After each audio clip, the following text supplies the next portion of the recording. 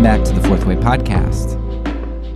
For today's episode, I'm going to be reading an article by Harry Emerson Fosdick entitled The Unknown Soldier. And I thought it would really be a fitting episode as we round out this season, and especially as we look forward to, in the U.S. here, Memorial Day coming up on Monday in just a few days. So I think this is an extremely fitting article. We'll talk a little bit more about that at the end when I provide some comments. But before I do that, just to tell you a little bit about Fosdick, he was writing at a time when fundamentalist Christianity was kind of coming on the scene with great power, and he was at the liberal end of the spectrum. And he was kind of fighting against this fundamentalism that was coming up. One of the things that I find interesting is, as I realize that I grew up in fundamentalism, and I'm still in conservative evangelical Christianity. And as I've worked through nonviolence and social justice and all those sorts of things, it's it's something that I find myself more and more struggling to maintain myself within conservative evangelical Christianity. There's a lot of the theology that I agree with, but the application that I just find absolutely abhorrent. And it's crazy because, somebody like Fosdick and a lot of the other, especially more modern pacifist writers from like the 1800s on, even maybe a little bit earlier, like 1700s on, a lot of them are Unitarian, Universalist. I would disagree with, with a lot of their like liberal theology, dismissing the Trinity at times. Some of these people, or the deity of Jesus, like those, I have really big problems with. Yet at the same time, I find that I feel much more of a kinship with these extremely liberal Christians. Even though I disagree with some of their really important core theology, I have more of a kinship with them than I do with my conservative evangelical Christians who have such a big difficulty with. And that's something that I've really struggled through. What does that mean? Does that mean that really can you have bad theology and good practice, or does the good practice legitimate bad theology, and maybe it's my theology that's bad? Or is it possible to, have good theology yet bad practice? How does that work out? Because it seems like right thinking would produce right results. So if you see the people who have good fruit, what does that mean about what they're thinking? And that's why, for me, the early church is so important, because it really isn't until you get to the 1900s where it seems like you have what I would consider theology that I disagree with, that seems to somehow produce good results. Because the early church fathers, like, they believed in the divinity of Jesus. They believed in the Trinity, in the miracles in the Bible, all of those things, and they had good fruit, right?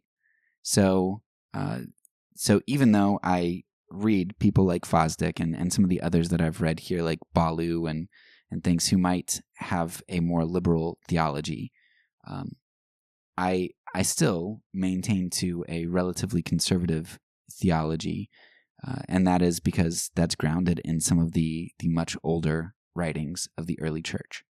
But that's something that if you are coming out of fundamentalism, or you are still in conservative Christianity, that's something that you really have to struggle with, because a lot of the voices that you're going to hear from modernity are going to be voices whose theology is significantly different. And that reminds me also of a quote I've mentioned several times from Dietrich Bonhoeffer in one of his prison letters, where he's like, man, I feel like when I am around Christians, I can't even talk about God because it just feels like gross. Like, because what kind of Christianity are these, quote, Christians espousing? It's gross.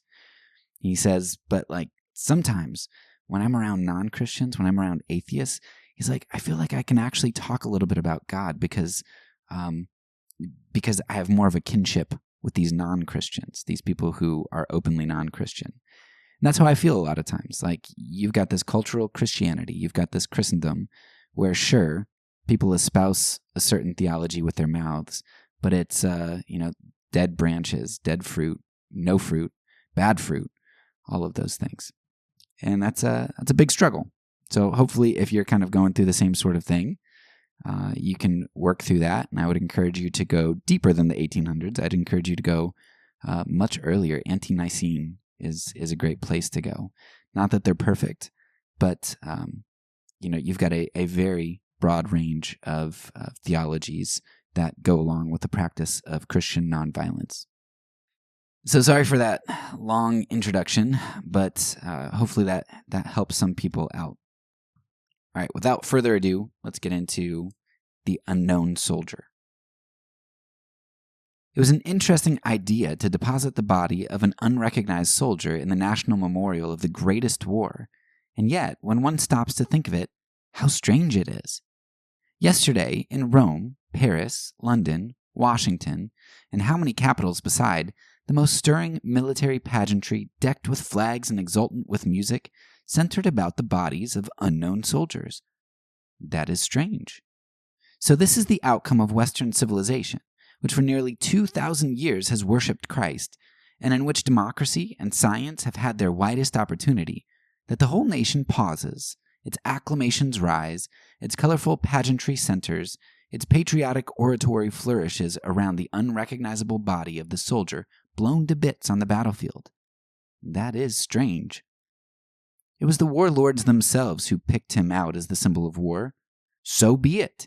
As a symbol of war, we accept him from their hands. You may not say that I, being a Christian minister, did not know him. I knew him well. From the north of Scotland, where they planted the sea with mines, to the trenches of France, I lived with him and his fellows. British, Australian, New Zealander, French, American. The places where he fought, from Ypres through the Somme battlefield to the southern trenches, I saw while he still was there. I lived with him in his dugouts in the trenches and on destroyers searching for submarines off the shores of France. Short of actual battle, from training camp to hospital, from the fleet to no man's land, I, a Christian minister, saw the war. Moreover, I, a Christian minister, participated in it. I too was persuaded that it was a war to end war. I too was a gullible fool, and thought that modern war could somehow make the world safe for democracy. They sent men like me to explain to the army the high meanings of war, and by every argument we could command to strengthen their morale. I wonder if I ever spoke to the unknown soldier. One night, in a ruined barn behind the lines, I spoke at sunset to a company of hand grenadiers who were going out that night to raid the German trenches.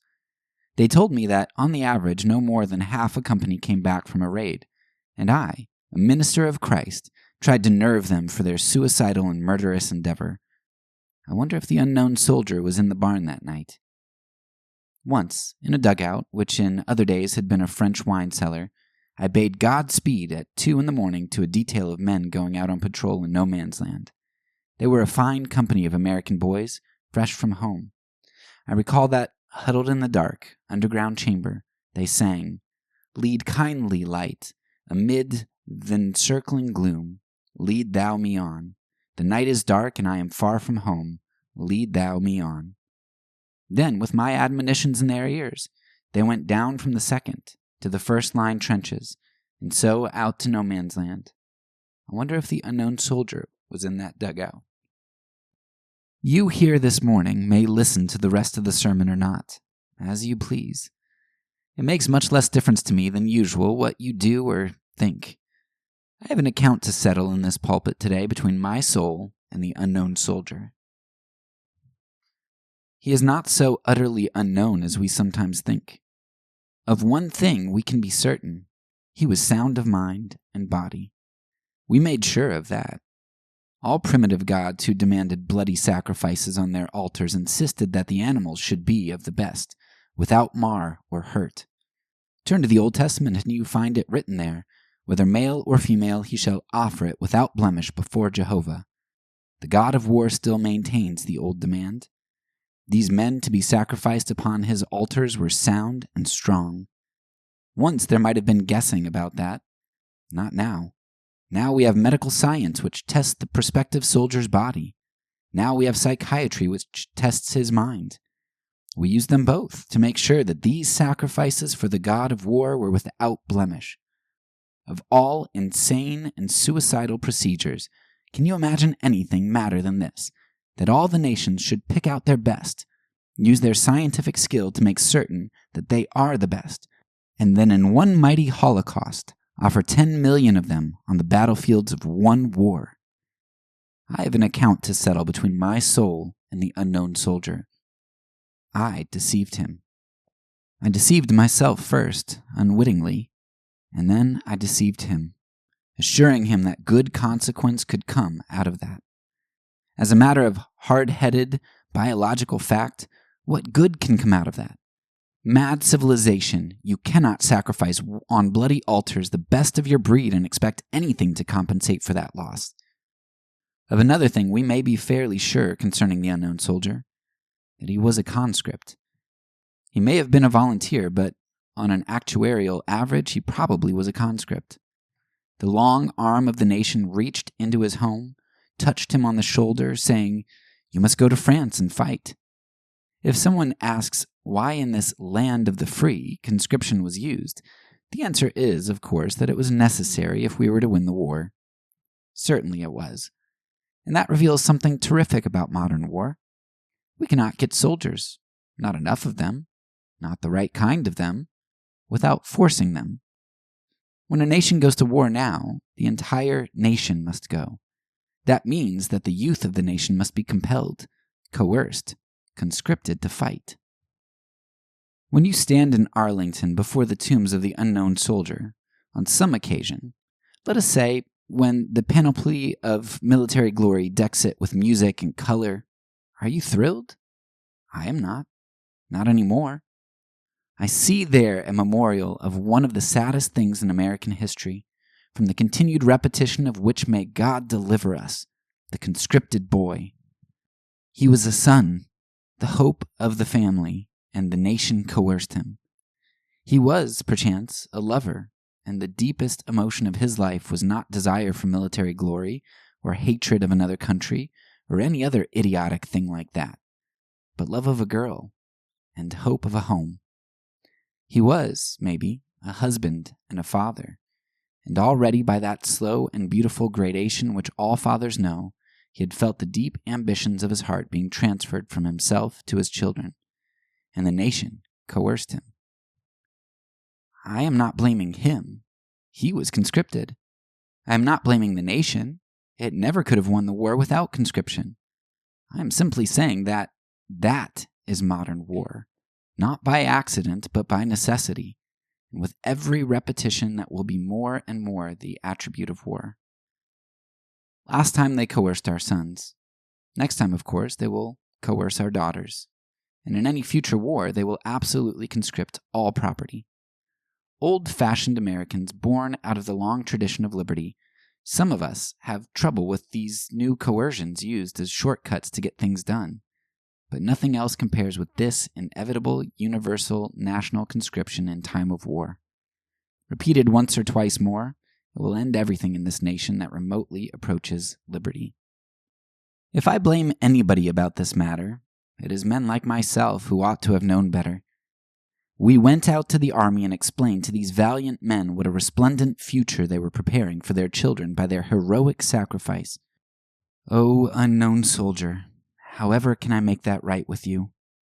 For sometimes I think I hear you asking me about it. Where is this great new era that the war was to create? Where is it? They blew out my eyes in the Argonne.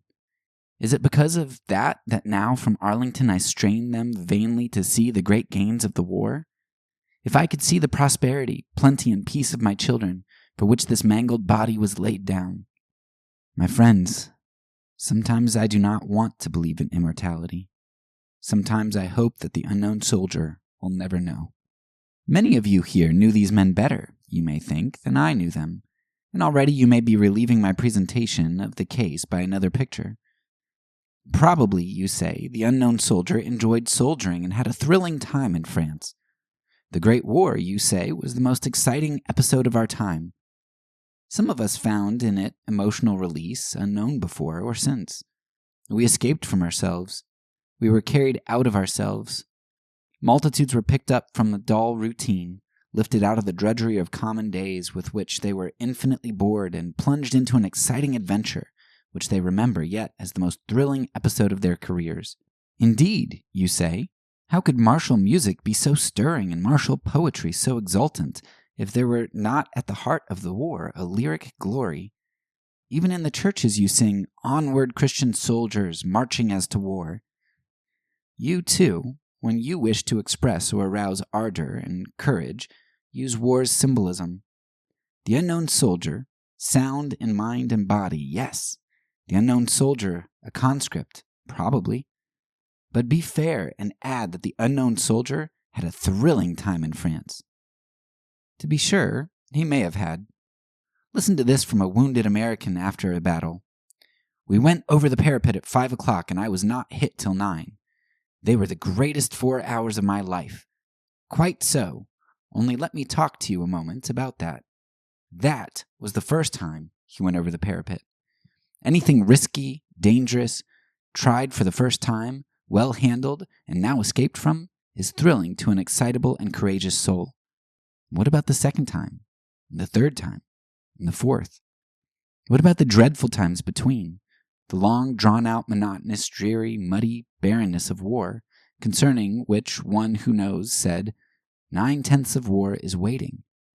The trouble with much familiar talk about the lyric glory of war is that it comes from people who never saw any soldiers except the American troops, fresh, resilient, who had time to go over the parapet about once. You ought to have seen the hardening up camps of the armies which had been at the business since 1914. Did you ever see them? Did you look, as I have looked, into the faces of young men who had been over the top, wounded, hospitalized, hardened up, over the top, wounded, hospitalized, hardened up, 4 times, 5 times, 6 times? Never talk to a man who has seen that about the lyric glory of war. Where does all this talk about the glory of war come from anyway? "Charge, Chester, charge! On, Stanley, on!" were the last words of Merryman. That is Sir Walter Scott. Did he ever see war? Never. And how can man die better than facing fearful odds for the ashes of his fathers and the temple of his gods?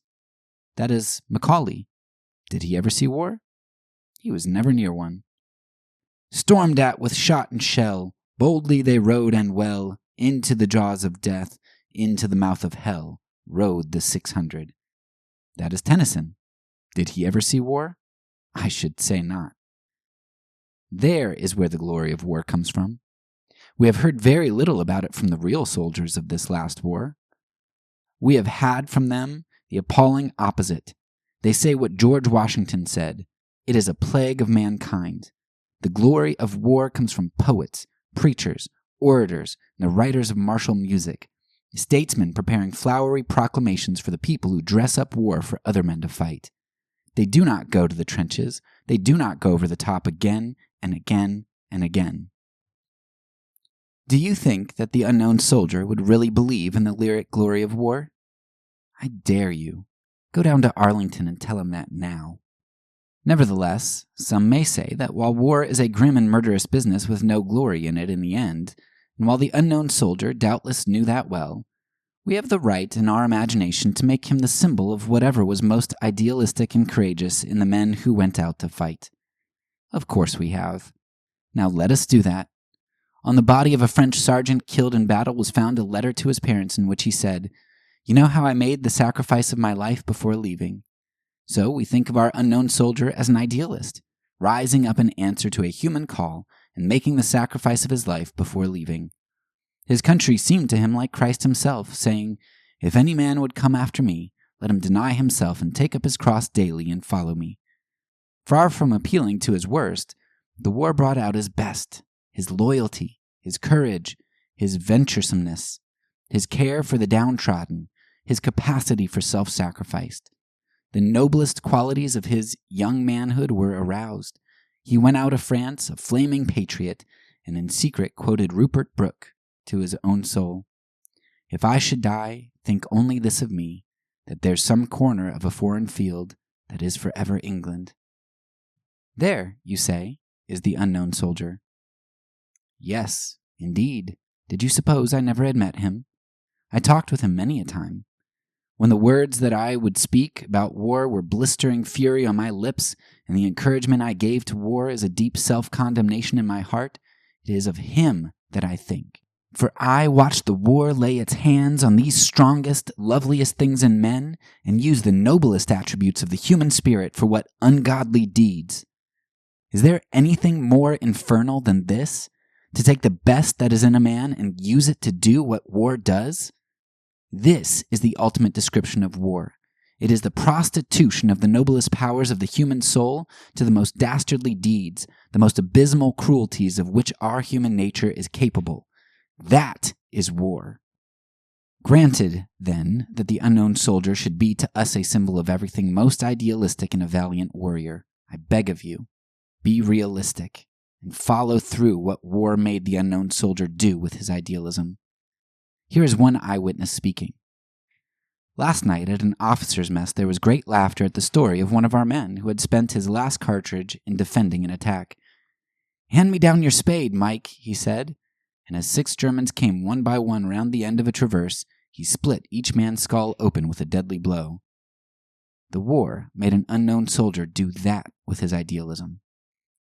"I can remember," says one infantry officer, "a pair of hands, nationality unknown, which protruded from the soaked ashen soil like the roots of a tree turned upside down. One hand seemed to be pointing at the sky with an accusing gesture. Floating on the surface of the flooded trench was the mask of a human face which had detached itself from the skull. War harnessed the idealism of the unknown soldier to that. Do I not have an account to settle between my soul and him? They sent men like me into the camps to awaken his idealism, to touch those secret, holy springs within him, so that with devotion, fidelity, loyalty, and self-sacrifice he might go out to war. O war, I hate you most of all for this, that you do lay your hands on the noblest elements in human character with which we might make a heaven on earth, and you use them to make a hell on earth instead. You take even our science, the fruit of our dedicated intelligence, by means of which we might build here the city of God, and using it, you fill the earth instead with new ways of slaughtering men. You take our loyalty, our unselfishness, with which we might make the earth beautiful, and using these, our finest qualities, you make death fall from the sky and burst up from the sea and hurtle from unseen ambuscades 60 miles away. You blast fathers in the trenches with gas while you are starving their children at home by blockades. And you so bedevil the world that 15 years after the armistice, we cannot be sure who won the war. So sunk in the same disaster are victors and vanquished alike. If war were fought simply with evil things like hate, it'd be bad enough. But when one sees the deeds of war done with the loveliest faculties of the human spirit, he looks into the very pit of hell. Suppose one thing more, that the unknown soldier was a Christian. Maybe he was not, but suppose he was, a Christian like Sergeant York, who at the beginning intended to take Jesus so seriously as to refuse to fight, but afterward, otherwise persuaded, made a real soldier. For these Christians do make soldiers. Religion is a force. When religious faith supports war, when, as in the Crusades, the priests of Christ cry, Deus vult, God wills it, and confirming ordinary motives, the dynamic of Christian devotion is added, then an incalculable resource of confidence and power is released. No wonder the War Department wants churches behind them. Suppose then that the unknown soldier was a Christian. I wonder what he thinks about war now. Practically all modern books about war emphasize the newness of it. New weapons, new horrors, new extensiveness. At times, however, it seems to me that still the worst thing about war are the ancient elements. In the Bible, we read terrible passages where the Hebrews thought they had the command from Jehovah to slaughter the Amalekites. both man and woman, infant and suckling, ox and sheep, camel and ass. Dreadful, we say, an ancient and appalling idea. Ancient? Appalling? Upon the contrary, that is war and always will be.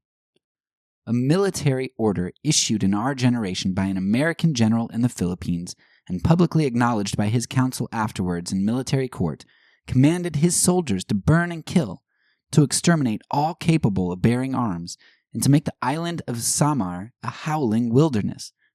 Moreover, his council acknowledged that he had specifically named the age of 10 with instructions to kill everyone over that. Far from launching into a denunciation of the American general, I am much more tempted to state his case for him. Why not? Cannot boys and girls of 11 fire a gun? Why not kill everything over 10? That is war, past, present, and future. All that our modern fashions have done is to make the necessity of slaughtering children not the comparatively simple and harmless matter of shooting some of them in Samar, one by one, but the wholesale destruction of children, starving them by millions, impoverishing them, spoiling the chances of unborn generations of them, as in the Great War. My friends, I am not trying to make you sentimental about this. I want you to be hard-headed. We can have this monstrous thing, or we have Christ, but we cannot have both. Oh, my country, stay out of war.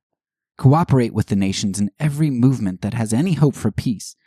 Enter the World Court, support the League of Nations, contend undiscourageably for disarmament, but set your face steadfastly and forever against being drawn into another war. O Church of Christ, stay out of war. Withdraw from every alliance that maintains or encourages it. It was not a pacifist. It was Field Marshal Earl Haig who said, "It is the business of the churches to make my business impossible.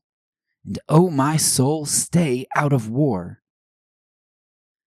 At any rate, I will myself do the best I can to settle my account with the unknown soldier. I renounce war.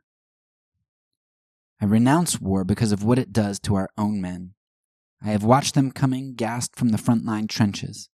I have seen the long, long hospital trains filled with their mutilated bodies. I have heard the cries of the crazed and the prayers of those who wanted to die and could not. And I remember the maimed and ruined men for whom the war is not yet over. I renounce war because of what it compels us to do to our enemies, bombing their mothers and villages, starving their children by blockades, laughing over our coffee cups about every damnable thing we have been able to do to them. I renounce war for its consequences, for the lies it lives on and propagates, for the undying hatreds it arouses, for the dictatorships it puts in the place of democracy, for the starvation that stalks after it. I renounce war, and never again, directly or indirectly, will I sanction or support another. O unknown soldier, in penitent reparation, I make you that pledge. And that is a powerful piece. And I'm sorry if it's a bit disjointed. I actually had to stop it a lot at various places because my voice just couldn't keep doing it. It brought me to tears. And I think that's why I wanted to select this piece as the one that is here to coincide with Memorial Day. Because I think one of the things that I struggle with is, I've got very good friends who are soldiers. I'm sure all of us in the United States at least have relatives who are soldiers. And a lot of times I have this feeling of guilt. Like, I think war is a terrible thing.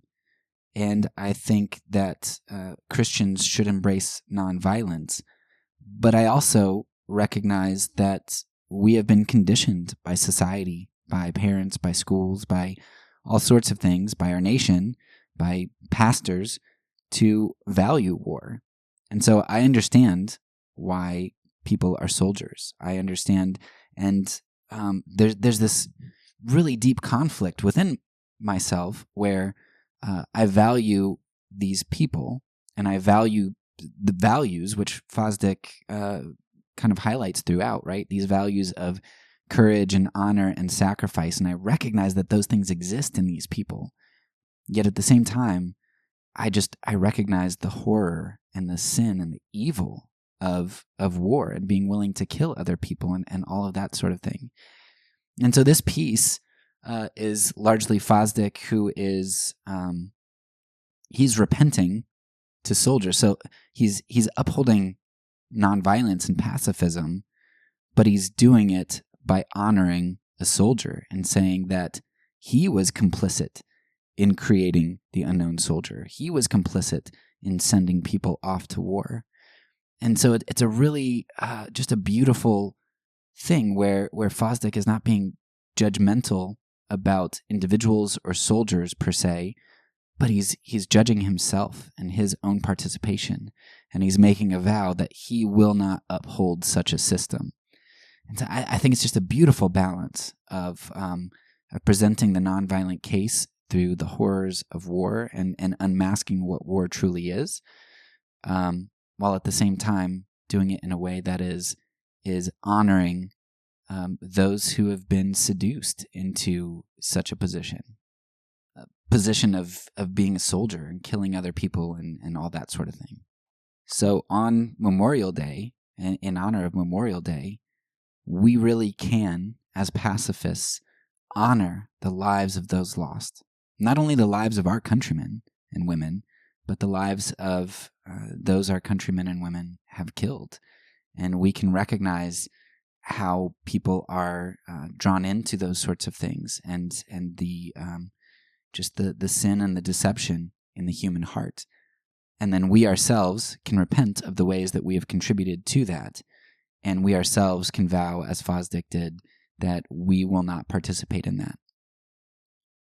So, as we look forward to Memorial Day and honoring human life, let's just unpack a few of the things that I think are especially valuable from this work here.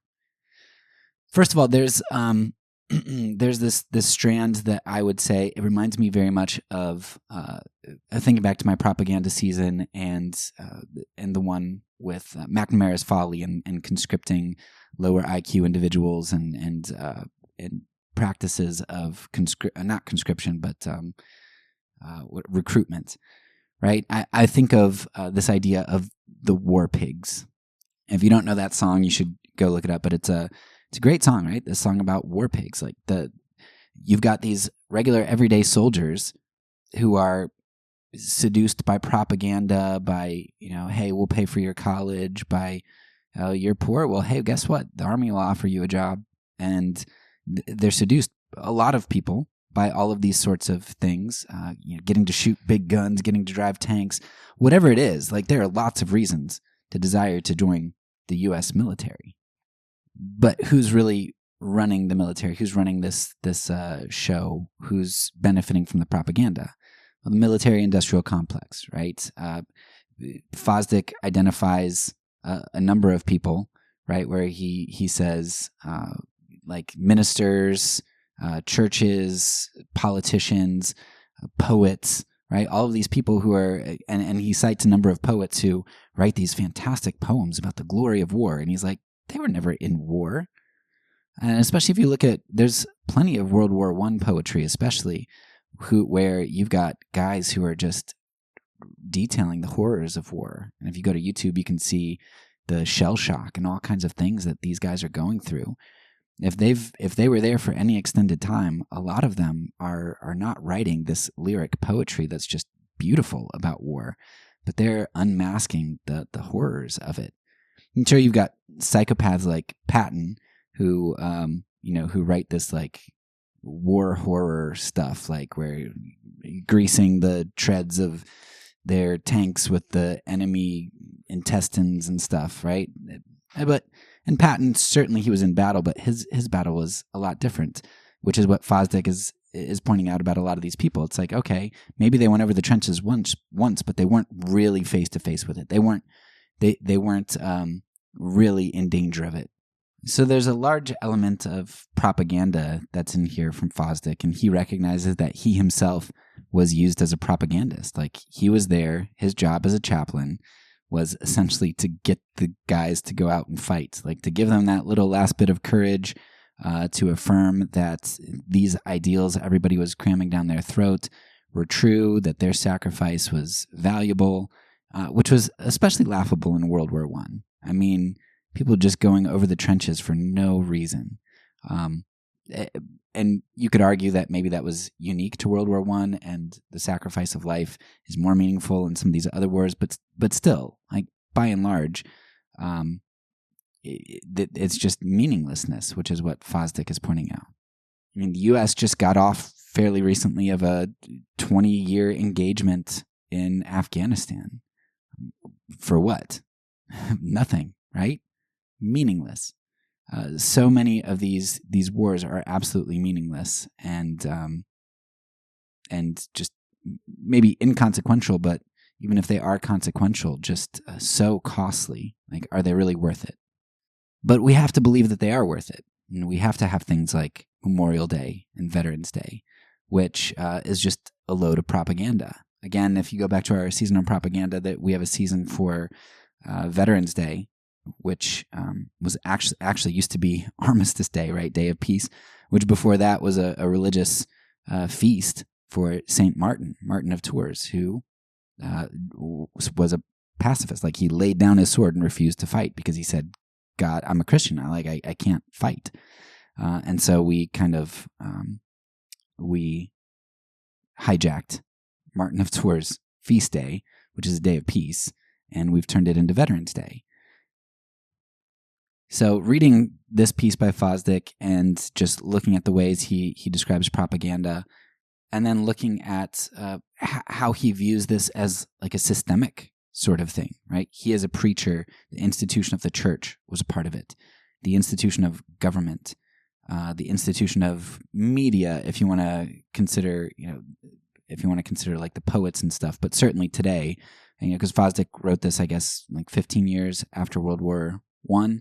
So media as we know it, with as large as it is, wasn't quite as big. I know that Woodrow Wilson was using the papers and such quite a lot, and maybe radio back in World War I.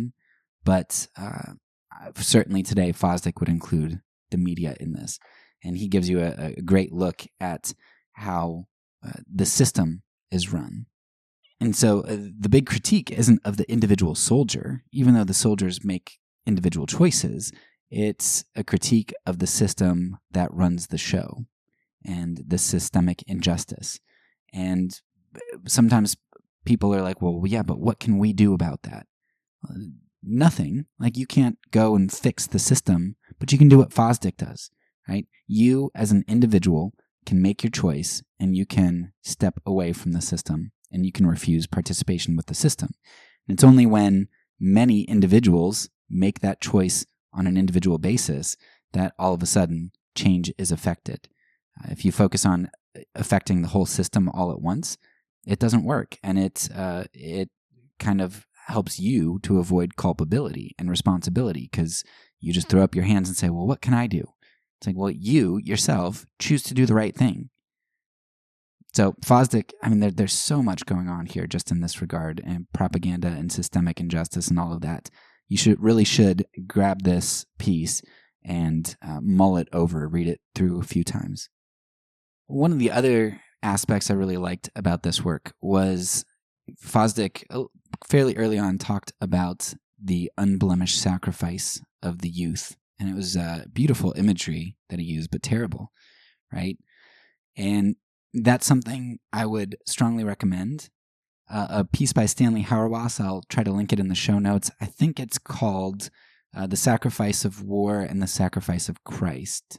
And he kind of gets into the idea of war as sacrifice. And he even has not an anthology, but whatever, compilation of war writings that he has, writings on war. And I think it's included in that, but you might be able to find the article online too. I'll see if I can find that. But yeah, this idea of of soldiers as sacrifices and the religious language that comes around it is absolutely fascinating, but also horrifying when you recognize the way that our military system is essentially a religious institution. It's unnerving.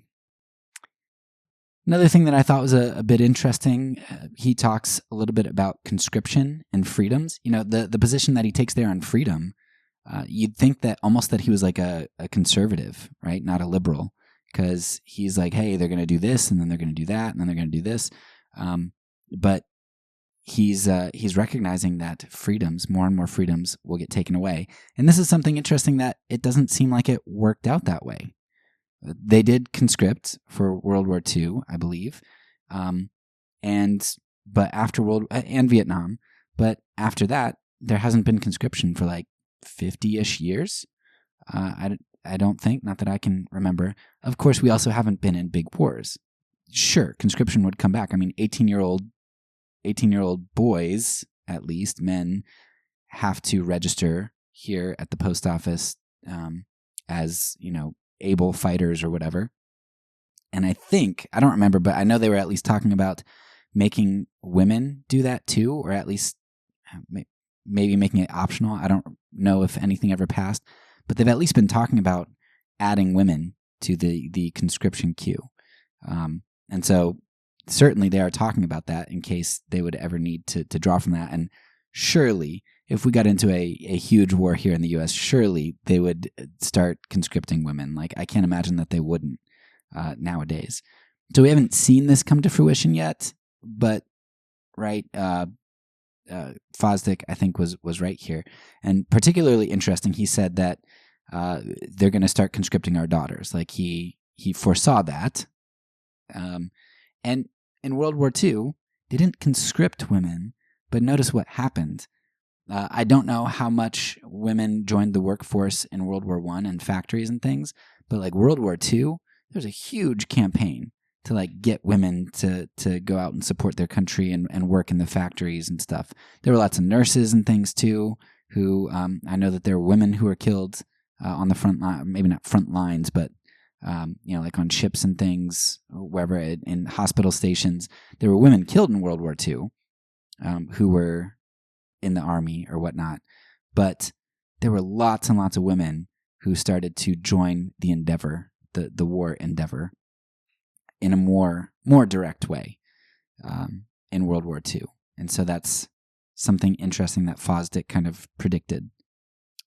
One other just interesting thing, it's not huge, like ideological, but I did like that Fosdick referenced the Philippines, which I guess for him would have only happened a few decades earlier, like 1900-ish, where there was a massacre of Filipinos who were 10 and over.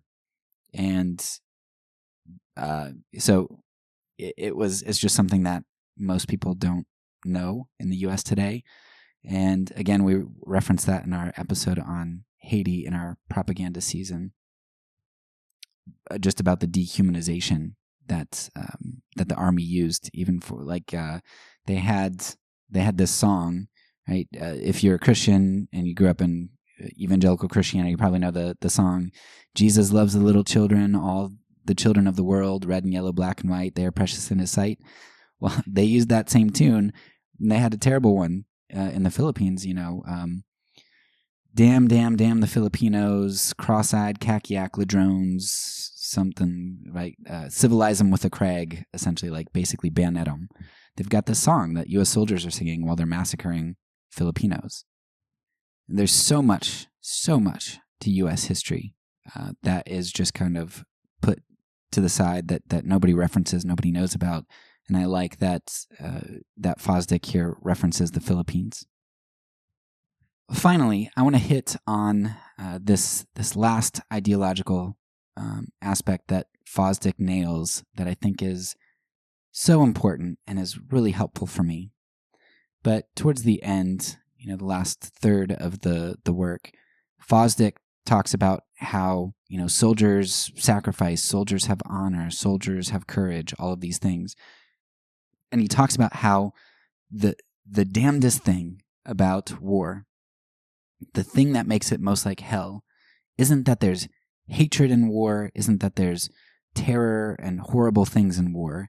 He says that you have these lovely things that are conscripted for doing great evil. You have courage, which is a beautiful attribute that is utilized to massacre people. You have something like sacrifice, which is beautiful that you would lay down your life for somebody, but it's used for the military-industrial complex. You have just these absolutely beautiful attributes that are wielded for great evil. And that's what I think I find so difficult about a day like Memorial Day, when most of us in the United States know somebody, even if it's somewhat distant, but who served in Vietnam at least. We still have Vietnam soldiers who are alive, right, in Vietnam, or maybe like a grandpa or a great grandpa, somebody maybe you know of, who served in World War II. Maybe they were in D-Day or they were in the Battle of the Bulge or something, and like you can recognize those people and say, I really like those people. Like, they have values, they have things that I admire, and I know that they showed great courage, and I know that they risked their lives, and I know all of these things, these lovely attributes that they had or still have.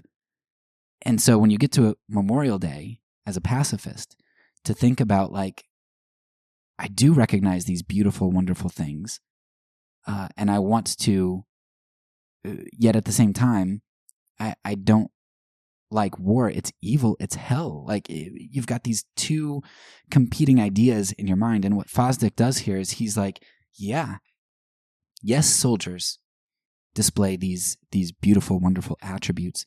And that's what makes it so terrible, is that the propagandization of these attributes to turn them into something wicked and evil, to use it for those ends, that's what makes this so murky for a lot of people, and what makes it just so terrible that God's good could be wielded for such great evil.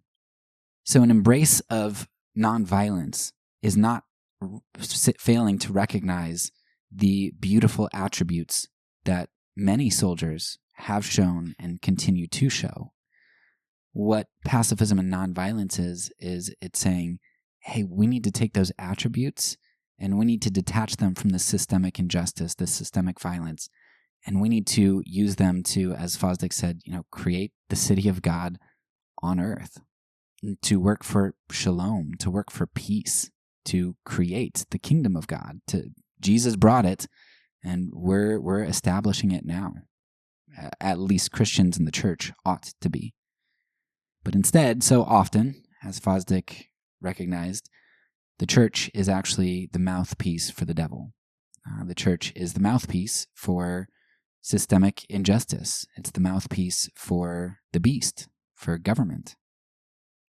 And how do we change that? We don't. You do. I do.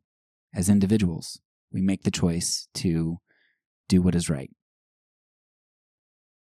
So this Memorial Day, for those in the U.S., or for those worldwide, if you have your own Memorial Day, or if you want to celebrate with us, let us honor the dead, all dead, enemy, friends, our own nationality, whatever.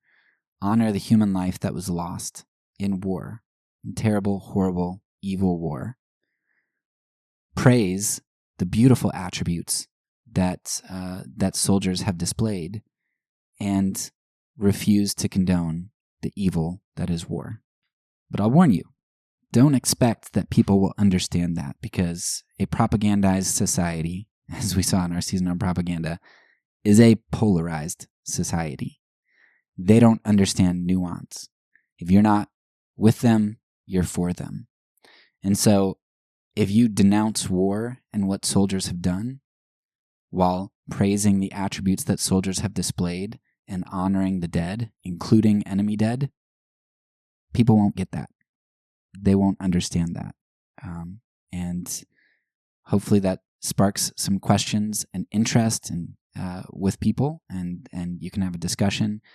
But it's something that will not be accepted, will not be tolerated by a lot of people. It'll be viewed as unpatriotic. It'll be viewed as unloving. It'll be viewed as traitorous, whatever else.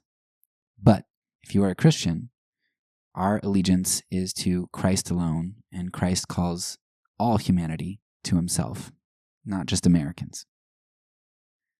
As I end this episode, I think back to my own complicity with promoting wars, with voting for any president, but especially, well, I guess my first vote was probably for George Bush II. And I know what he did with the power that I gave him. He started that 20-year-long war with Afghanistan and all the stuff in Iraq and everything else. And I was a part of that fervor, longing for blood. You know, the country song, we'll stick a boot up your ass, it's the American way. You know, Uncle Sam put your name at the top of his list. How that old country song about, like, we're gonna go back and we're gonna kick some butt, we're gonna get some revenge. Like, I love that song. Right? I was a part of that war fever, and I was part of the mouthpiece of propaganda that encouraged my fellow man to go out and kill. And I'm a part of that. So with Fosdick, I want to end here. Oh, unknown soldier, I make you this pledge. I renounce war and never again will directly or indirectly sanction or support another. A huge thanks to Riverside Church for giving me permission to use this work by Reverend Fosdick. Please make sure you check out the link in the show notes, because there is a place that you can go to see a lot more of these works that have recently begun to be digitized. That's all for now. So peace, and because I'm a pacifist, when I say it, I mean it.